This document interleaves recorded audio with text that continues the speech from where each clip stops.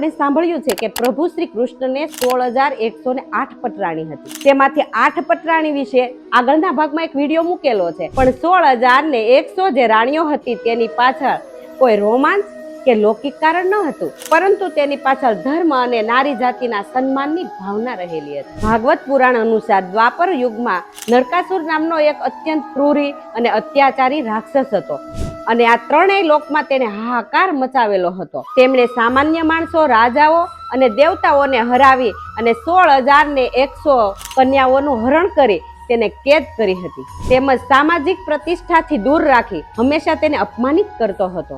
એક વખત દેવરાજ ઇન્દ્ર ભગવાન શ્રી કૃષ્ણ પાસે યુદ્ધ માટે મદદ માંગવા આવે છે. ત્યારે પ્રભુ દેવરાજ ઇન્દ્રને મદદ કરે છે.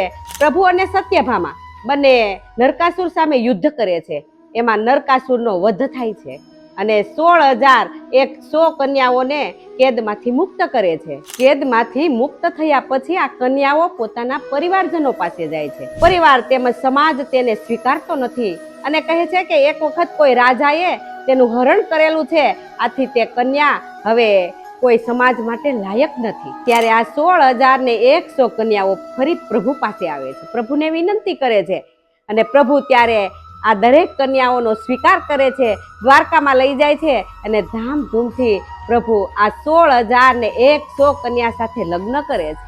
અને આવી જ ધાર્મિક કથાઓ સાંભળવા માટે અમારા પેજને ફોલો કરો અને કમેન્ટ બોક્સમાં તમારે જે કંઈ કથા સાંભળવી છે તે નામ લખો.